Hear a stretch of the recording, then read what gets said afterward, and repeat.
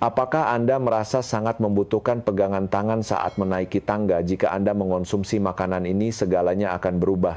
Hanya dalam 1 bulan, Anda akan mampu menaiki tangga tanpa berpegangan dan bangkit dari kursi dengan cepat dalam sekali gerakan. Para lansia di klinik saya mengatakan bahwa setelah menerapkan pola makan tinggi, protein selama 1 bulan, langkah kaki mereka terasa ringan kembali seperti saat masa muda. Saya akan mengajukan 3 pertanyaan. Cobalah untuk menjawabnya. Dalam 6 hingga 12 bulan terakhir, apakah berat badan Anda tetap sama, tetapi lengan dan kaki terasa semakin mengecil? Apakah Anda kehabisan napas dan mencari pegangan tangan hanya dengan menaiki 1 lantai tangga? Apakah sulit bagi Anda untuk berdiri dan duduk dari kursi sebanyak 5 kali dalam waktu 10 detik? Jika salah satu saja dari hal tersebut terjadi pada Anda, itu mungkin tanda sarkopenia, yaitu kondisi di mana otot berkurang tanpa kita sadari. Jika ini dimulai, pemulihan akan menjadi sulit dan kehidupan sehari-hari akan menjadi semakin berat. Namun jika Anda menonton video ini sampai akhir, siapapun bisa mengatasinya. Jika Anda tidak mengetahui isi video ini, dalam 10 tahun ke depan, sepertiga otot Anda akan hilang. Risiko patah tulang akibat jatuh akan meningkat 3 kali lipat, serta diabetes dan penurunan kekebalan tubuh akan datang menghampiri. Pada akhirnya Anda tidak bisa menikmati masa tua yang mandiri dan akan membebani anak-anak Anda. Tapi jika Anda mulai mengelolanya hari ini, Anda bisa mengubahnya sepenuhnya. Jika Anda menonton video ini sampai akhir, Anda akan mengetahui 5 makanan berharga yang lebih kaya protein daripada telur serta metode makan emas untuk memulihkan stamina layaknya usia 30-an hanya dalam 1 bulan. Saya juga akan memberikan tips memasak dan menu makanan agar Anda bisa mempraktekkannya mulai hari ini. Halo, selamat datang di saluran energi usia emas. Saya Dr. Eko Nugroho, seorang spesialis yang bekerja di rumah sakit universitas, dan setiap hari saya bertemu dengan berbagai pasien lansia. Selama memeriksa banyak pasien, saya menemukan satu hal yang aneh. Lansia zaman sekarang sering mencari informasi kesehatan yang baik dan rajin mengonsumsi suplemen. Namun anehnya mereka mengeluh bahwa tenaga mereka menurun dan badan terasa sakit di sana-sini. Mengapa hal ini bisa terjadi? Kesamaan dari mereka secara mengejutkan adalah mereka tidak mengonsumsi protein dengan benar. Apakah Anda berpikir, saya makan sebutir telur setiap hari jadi saya aman? 2 butir telur saja sama sekali tidak cukup. Lalu apa dan seberapa banyak yang harus dimakan? Saya akan memberitahu poin utamanya. Jangan berpikir bahwa wajar jika tenaga menghilang seiring bertambahnya usia. Jika Anda tahu caranya, itu bisa berubah.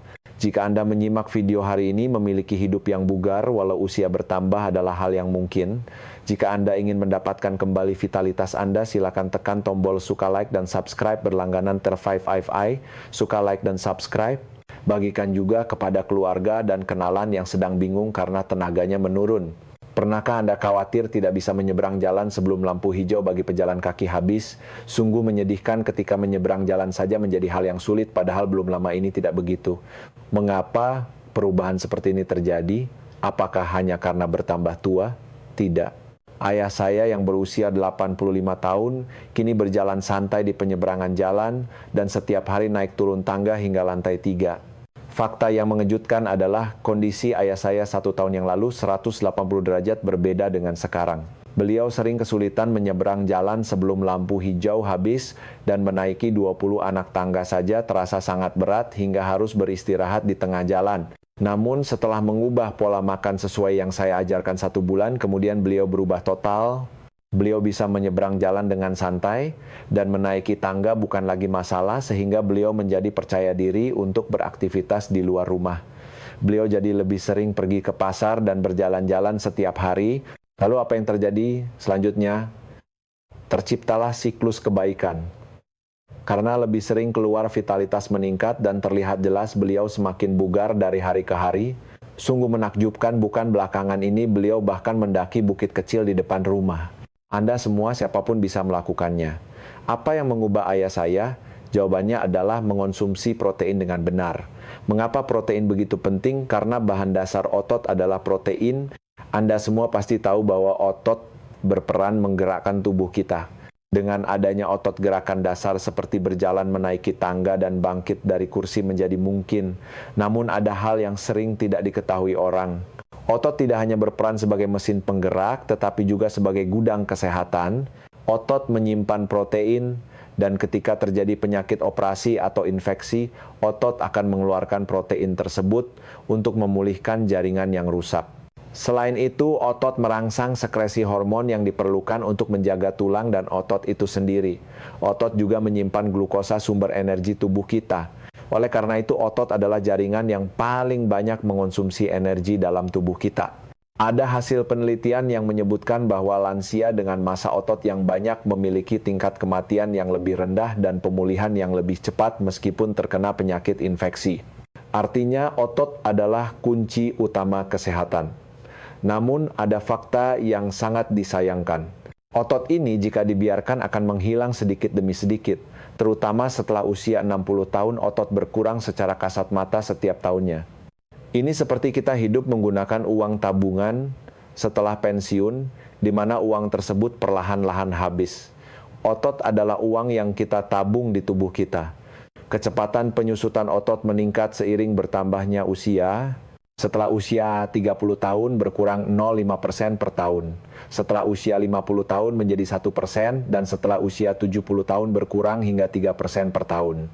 Jika dihitung antara usia 70 hingga 80 tahun, massa otot bisa berkurang hingga 30% dalam 10 tahun. Tahukah Anda apa masalah yang lebih besar jika ini terjadi? Jika massa otot berkurang 30%, kekuatan otot tenaga akan berkurang 1,5 hingga 3 kali lebih banyak dari itu. Sederhananya, jika massa otot turun dari 100 menjadi 70, kekuatan otot bisa turun dari 100 menjadi 10. Jika otot adalah mesin mobil, kekuatan otot adalah tenaga yang dihasilkan mesin tersebut. Jika kekuatan yang dihasilkan otot turun drastis seperti ini, apa yang terjadi? Baru berjalan sedikit kaki sudah gemetar. Saat hendak bangkit dari kursi harus mengejan 2 hingga 3 kali, membawa keranjang belanjaan harus berhenti istirahat berkali-kali. Tahukah Anda apa yang lebih menakutkan? Bukan hanya kehilangan tenaga, tetapi Anda akan jatuh ke dalam lingkaran setan, penuaan yang mempercepat kematian. Jika otot berkurang berjalan menjadi sakit dan tidak aman sehingga Anda menghindari aktivitas luar. Karena kurang bergerak, otot akan berkurang lebih cepat lagi. Saat itu terjadi gudang kesehatan berupa otot akan habis dan risiko jatuh patah tulang serta penyakit akan membesar. Akhirnya kehidupan di atas tempat tidur, dimulai otot menyusut, tak terkendali, hidup mandiri menjadi mustahil dan usia harapan sehat memendek. Untuk menghindari lingkaran setan yang mengerikan ini, kita harus mencurahkan seluruh tenaga untuk menjaga otot. Bagaimana cara menjaga otot? Sama seperti jika kita hanya hidup dari uang tabungan, maka uang akan habis sehingga kita perlu bekerja sedikit demi sedikit untuk mengisinya kembali. Begitu pula otot harus diisi ulang. Namun masalahnya banyak orang salah paham tentang cara mengisi ulang otot. Menurut Anda apa yang paling penting untuk membentuk otot? Mungkin Anda berpikir olahraga. Tentu saja olahraga itu penting, itu benar. Namun jika hanya olahraga tanpa mengonsumsi protein, itu ibarat menuangkan air ke ember yang bocor. Karena protein adalah bahan baku untuk membuat otot. Tanpa bahan baku sekeras apapun Anda berolahraga, otot tidak akan terbentuk. Oleh karena itu, banyak orang makan 2 butir telur sehari untuk mendapatkan protein, namun 1 butir telur hanya mengandung 6 gram protein. Ini jumlah yang sangat kurang. Lalu berapa gram protein yang harus dimakan dalam sehari? Biasanya Anda perlu makan protein sejumlah berat badan Anda dikali 1 gram per hari. Misalnya orang dengan berat 60 kg perlu makan 60 gram protein sehari. Namun bagi Anda yang berusia 50 tahun ke atas, karena otot berkurang lebih cepat, Anda harus mengonsumsi sedikit lebih banyak, biasanya sekitar berat badan dikali 1, 2 hingga 1,5. Contohnya, orang dengan berat 60 kg harus mengonsumsi 72 hingga 90 gram protein per hari. Jika ingin memenuhinya dengan telur, Anda harus makan setidaknya 12 butir telur sehari. Itu tidak mungkin bukan. Jadi sekarang saya akan memberitahu 5 makanan yang baik untuk mendapatkan protein. Jika Anda menyusun menu dengan makanan ini, Anda bisa dengan mudah memenuhi kebutuhan protein harian. Cobalah selama 1 bulan saja dan Anda akan merasakan perubahan pada pergerakan tubuh Anda. Makanan pertama Anda mungkin akan sangat terkejut. Anda sering memakannya tapi tidak menyangka ada begitu banyak protein di dalamnya. Makanan itu adalah ikan polok kering, dried pollock, atau sejenis ikan kod kering. Ikan polok kering adalah bom protein yang mengandung 77 gram protein per 100 gram. Tadi disebutkan telur mengandung 6 gram protein per butir, jadi ini sekitar 12 kali lipatnya. Mengapa bisa mengandung begitu banyak protein? Ikan polok kering dibuat dengan mengeringkan ikan. Dalam proses ini kadar air berkurang dan protein menjadi terkonsentrasi. Khususnya ikan polok kering yang tidak diasinkan memiliki kandungan natrium yang rendah. Jadi pasien darah tinggi atau penyakit ginjal pun bisa mengonsumsinya tanpa beban. Ikan ini tinggi protein namun rendah lemak serta kaya akan asam amino esensial yang sangat membantu sintesis dan pemulihan otot. Di dalamnya juga terkandung kalsium, fosfor, dan vitamin B kompleks yang berguna untuk kesehatan tulang dan metabolisme energi. Terutama ikan polok kering mengandung banyak asam amino bernama leusin. Leusin ini adalah salah satu bahan pembentuk protein, tapi ada alasan khusus mengapa ia penting. Leusin berperan sebagai saklar untuk menyalakan pembentukan otot. Meskipun semua bahan lain siap, jika tidak ada leusin, saklar ini tidak akan menyala dan otot tidak akan terbentuk. Jadi saat mengonsumsi protein, Anda wajib mengonsumsi leusin bersamaan. Leusin banyak terdapat pada protein hewani seperti ikan polok, kering daging sapi, daging babi, ayam, ikan, kembung, telur, susu, keju, dan yogurt. Karena ini protein hewani tahu juga mengandungnya tetapi jumlahnya sedikit, jadi bagi vegetarian harap tingkatkan jumlah konsumsinya. Kembali ke ikan polok kering saat memakannya, penting untuk tidak memasaknya terlalu asin. Karena kondisinya kering dan keras, rendamlah sebentar di air agar lunak sehingga lebih baik untuk pencernaan dan penyerapan. Sebagai tips penyajian, buatlah sup ikan polok kering di pagi hari untuk menenangkan perut dan mengisi protein dengan kuat. Satu tips penting, pastikan Anda mengocok telur dan memasukkannya ke dalam rebusan sup tersebut. Telur akan melengkapi vitamin D yang tidak dimiliki ikan polok kering serta mempercepat sintesis protein dan menjaga fungsi otot. Apalagi pertemuan antara ikan polok dan telur dapat meningkatkan tingkat penyerapan protein. Selain itu, Anda bisa menyuir halus ikan polok kering lalu mencampurnya dengan tahu dan sayuran sebagai hidangan sampingan yang ringan seperti camilan. Dengan sering memasukkan ikan polok kering ke dalam menu makan, Anda bisa mengelola otot dan tulang sekaligus. Mulai hari ini, cobalah masukkan ikan polok kering ke dalam menu Anda. Makanan kedua makanan ini adalah bubuk natto fermentasi kedelai bubuk natto. Natto kedelai fermentasi khas Jepang tentu saja bagus, tapi ada alasan mengapa saya lebih merekomendasikan bubuk natto. Pertama, kandungan proteinnya 2 kali lipat dari natto biasa. Dengan makan jumlah yang sama, Anda mendapatkan protein 2 kali lebih banyak. Kedua, karena bisa dimakan mentah, tanpa dimasak suhu tinggi bakteri, baik hasil fermentasi tetap hidup sampai ke usus. Natto seringkali dimasak atau direbus, sayang sekali banyak bakteri baiknya yang mati. Ketiga, praktis. Bisa disimpan lama di suhu ruang, tidak perlu dimasak, cukup taburkan langsung ke air susu kedelai atau salad. Keempat, baunya lebih sedikit, jadi bagi yang tidak suka aroma menyengat, natto ini lebih mudah dimakan. Bubuk natto ini mengandung 35 hingga 40 gram protein per 100 gram. Tidak hanya kaya protein bakteri, baik yang dihasilkan dari proses fermentasi, membantu kesehatan usus dan serat pangannya, yang kaya sangat baik untuk mencegah sembelit. Selain itu terkandung kalsium, kalium, zat besi, dan vitamin K yang baik untuk kesehatan tulang dan peredaran darah. Ini hampir bisa disebut makanan sempurna. Namun ada catatan, jika dipanaskan terlalu lama bakteri baik akan berkurang, jadi masukkan di tahap akhir memasak atau makanlah tanpa dipanaskan. Saya akan berikan cara penggunaannya. Paling mudah, campurkan 1,2 sendok ke dalam air susu atau susu kedelai lalu diminum. Saat membuat sup miso atau semur, masukkan 1,2 sendok di akhir untuk menambah rasa gurih dan protein. Menaburkan 1 sendok di atas nasi hangat juga memberikan rasa gurih yang mengejutkan, cocok. Dimasukkan ke dalam bubur labu atau tumis jamur, juga aromanya sangat pas. Saat membuat saus salad buatan sendiri atau saus minyak wijen, tambahkan 1,2 sendok bubuk natto. Rasa gurihnya akan berlipat ganda. Anda juga bisa memasukkan 1,2 sendok ke dalam adonan telur dadar atau perkedel. Terakhir, cara yang paling saya rekomendasikan adalah sarapan yang juga dimakan ayah saya setiap hari. Masukkan 1,2 sendok makan bubuk natto ke dalam yogurt plain tanpa gula, tambahkan 1 sendok teh madu, lalu campurkan segenggam kacang-kacangan. Dengan cara ini, Anda tidak hanya mendapatkan protein, tapi juga lemak, baik bakteri baik, dan serat pangan secara lengkap. Saya sangat merekomendasikannya sebagai sarapan ringan atau camilan. Cobalah konsumsi bubuk natto secara rutin. Ini adalah makanan super untuk lansia yang dapat menjaga otot, kesehatan usus dan tulang sekaligus. Ketiga makanan sumber protein ini adalah Greek yogurt, yogurt Yunani. Tadi saya merekomendasikan mencampur bubuk natto ke dalam yogurt, bukan. Di sini jika Anda mengganti yogurt biasa dengan Greek yogurt, hasilnya akan jauh lebih baik.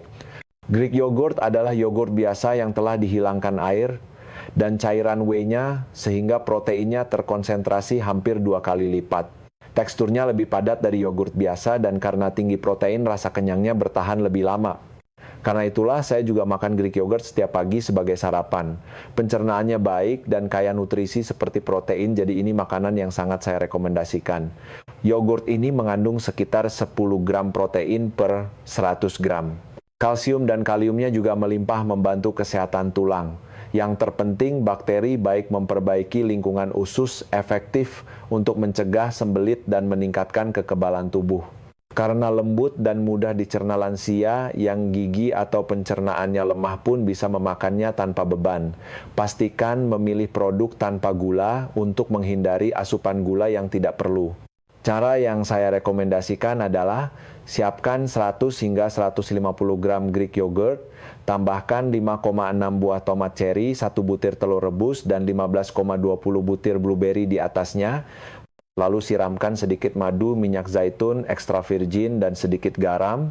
Rasanya enak dan menjadi sarapan sempurna yang memadukan protein, karbohidrat, lemak, dan serat.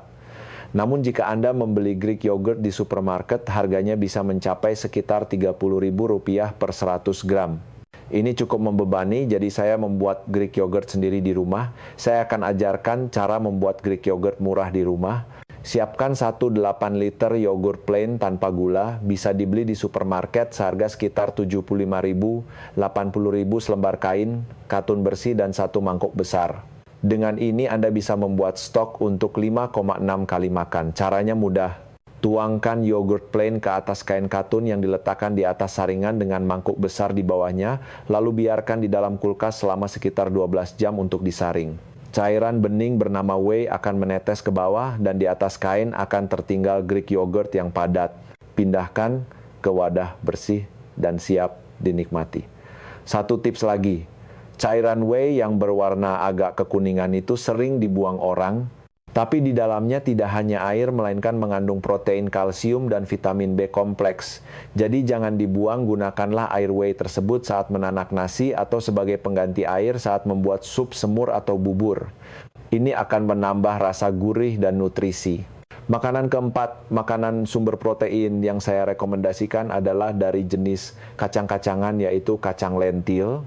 Belakangan ini kacang ini sangat populer sebagai makanan super berbentuk kecil, pipih berwarna merah atau hijau. Ini adalah gudang protein nabati yang mengandung 25 gram protein per 100 gram. Selain protein juga kaya serat, vitamin B, asam folat, zat besi, dan kalium sehingga efektif untuk otot, lansia, kesehatan jantung, perbaikan pencernaan hingga pencegahan anemia. Khususnya kacang lentil tinggi serat sehingga menaikkan gula darah secara perlahan dan baik untuk mengelola kolesterol, menjadikannya makanan unggulan bagi penderita diabetes atau dislipidemia. Mengapa lentil di antara banyaknya jenis kacang? Pertama, masaknya mudah. Karena ukurannya kecil dan pipih, tidak perlu direndam sebelumnya, cukup direbus 15 hingga 20 menit sudah empuk. Kedua, mudah dicerna. Kulitnya tipis dan struktur patinya lembut sehingga tidak membebani lambung. Rasa kembung atau gas relatif lebih sedikit. Ketiga, rasanya enak dan mudah dikreasikan. Banyak orang tidak suka bau langu khas kacang, kan lentil rasanya tawar dan gurih, cocok dicampur salad, sup, nasi kari, dan berbagai masakan lainnya. Saya ajarkan cara mengolahnya. Cuci lentil, masukkan air yang cukup banyak, tambahkan 1 sendok makan minyak zaitun, lalu rebus selama 15,20 menit. Ambil 1 butir dan coba makan, jika sudah empuk berarti matang. Tiriskan lentil rebus dengan saringan, lalu bagi-bagi ke dalam plastik kecil atau wadah lauk untuk sekali makan. Simpan di kulkas untuk yang akan dimakan hari ini, dan simpan di freezer untuk yang dimakan dalam seminggu. Dengan cara ini Anda bisa menyantap lentil dengan sangat cepat dan mudah. Taburkan 1 porsi ke atas salad saat makan. Cara yang sangat saya rekomendasikan adalah memasukkannya ke dalam kari atau sup. Tekstur lembut dan rasa gurihnya tidak hanya membuatnya enak dimakan, tapi juga memperkaya nutrisi. Cara mudah lainnya adalah menambahkannya saat menanak nasi. Terakhir, cara khusus saya memanfaatkan lentil sebagai lauk campuran brokoli tahu dan lentil. Rebus brokoli di air mendidih selama 1 menit, bilas air dingin, potong kecil-kecil. Hancurkan 1 kotak tahu, masukkan 1 porsi, lentil rebus 1 sendok makan, kecap asin 1 sendok makan, minyak perila atau zaitun, 1 sendok makan minyak wijen dan sedikit garam wijen, lalu aduk rata. Disantap bersama brokoli ini menjadi lauk penuh nutrisi yang kaya protein serat omega, 3 vitamin C dan kalsium. Menambahkan lentil ke berbagai masakan seperti ini menjadi protein unggulan yang menjaga otot gula darah dan kesehatan pembuluh darah sekaligus. Makanan kelima, ini adalah salah satu jenis ikan yang disukai banyak orang, yaitu ikan kembung atau ikan saba mackerel. Ikan kembung mengandung 20 gram protein per 100 gram, menjadikannya makanan tinggi protein. Sebenarnya ikan lain pun kandungan proteinnya mirip, tapi ada alasan khusus mengapa saya merekomendasikan ikan kembung saba. Alasannya adalah omega 3 dan vitamin D. Dibandingkan ikan lain seperti ikan layur atau ikan sebelah, ikan kembung memiliki kandungan omega 3 yang lebih tinggi. Omega 3 sangat penting untuk kesehatan jantung, pembuluh darah, daya ingat, dan kesehatan otak. Terlebih lagi, vitamin D sangat penting untuk kesehatan tulang, fungsi otot, dan kekebalan tubuh, namun seringkali kurang pada lansia. Karena jarang keluar rumah, sulit mendapatkan vitamin D dari sinar matahari, dan jarang ada di makanan sehingga sulit dipenuhi. Untungnya hanya dengan makan 100 gram ikan kembung Anda bisa memenuhi setengah kebutuhan vitamin D harian. Meskipun nutrisinya sangat unggul, harganya relatif murah dibandingkan sumber protein lain. Daging sapi 100 gram bisa mencapai 100.000 untuk kualitas premium, tapi ikan kembung atau saba 100 gram hanya sekitar 20.000. Jauh lebih murah dibanding salmon yang sekitar 60.000 per 100 gram. Nutrisi unggul, harga murah.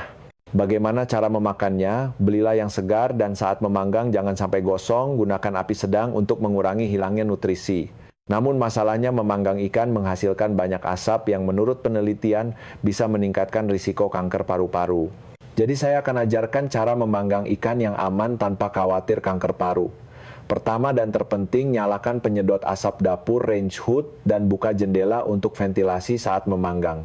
Potong kertas roti baking paper sepanjang 30 cm, letakkan ikan di atasnya, oleskan sedikit minyak pada ikan dan taburkan sedikit bubuk kari kunyit, rasanya akan sangat lezat. Tidak hanya enak, kandungan kurkumin pada bubuk kari mencegah peradangan dan penuaan, memperkuat imun, serta melindungi kesehatan otak dan pencernaan, bahkan meningkatkan efek anti kanker.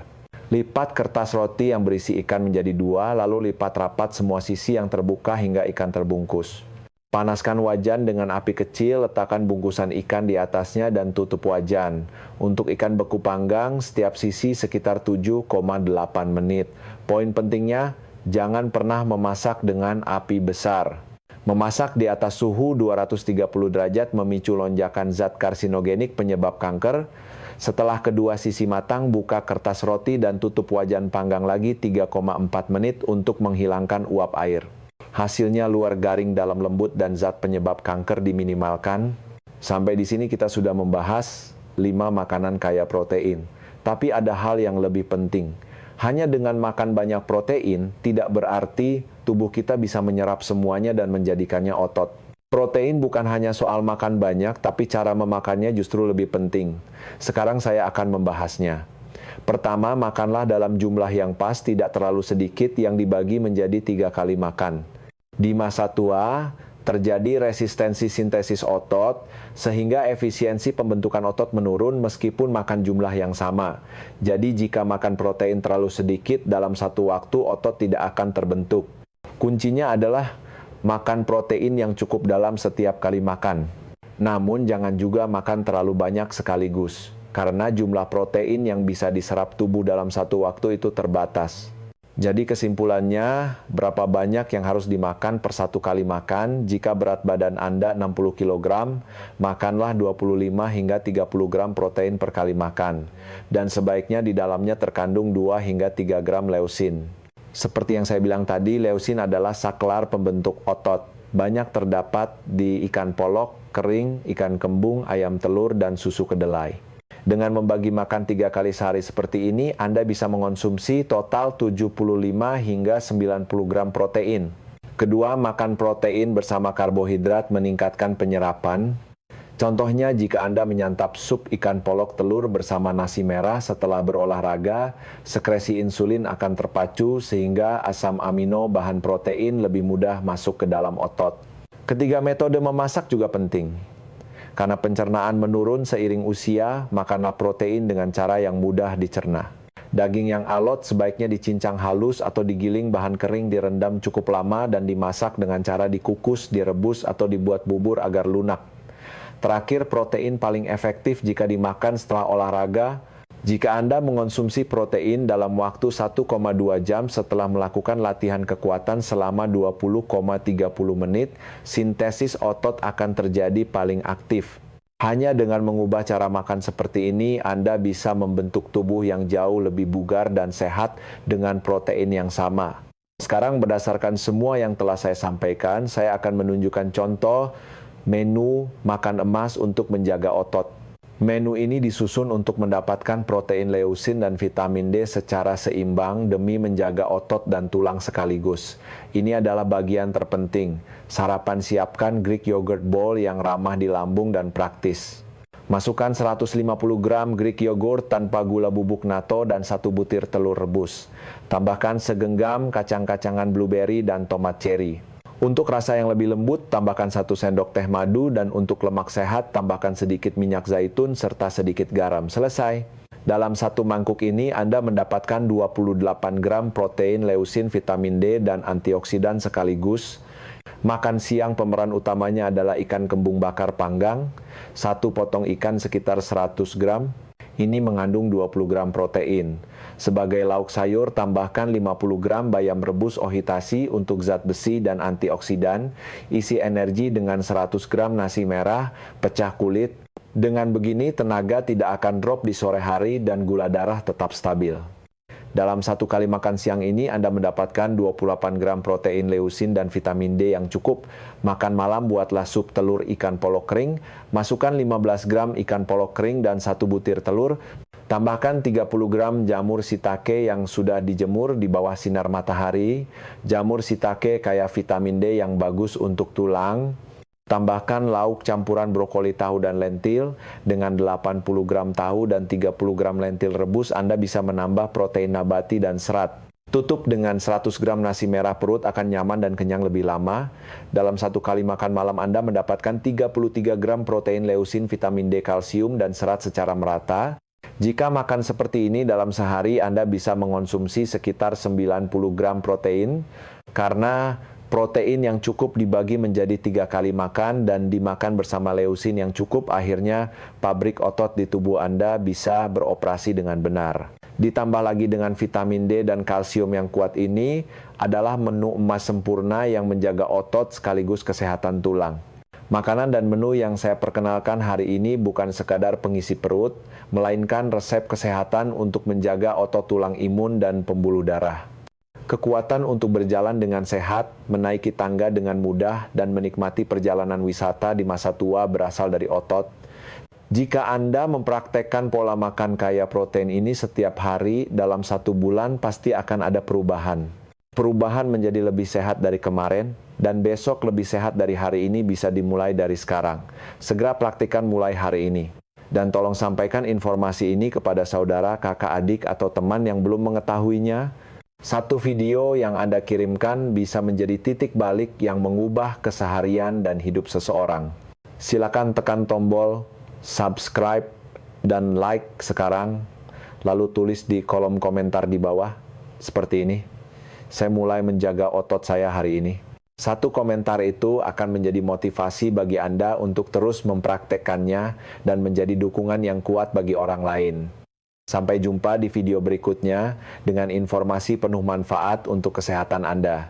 Saya dengan tulus mendukung kehidupan Anda yang penuh vitalitas tanpa memandang usia. Terima kasih telah menyimak Energi Usia Emas, saluran yang membuat Anda semakin kuat hanya dengan mendengarkannya. Semoga hari Anda sehat selalu. Terima kasih. Jangan lupa bagikan pengalaman Anda di kolom komentar.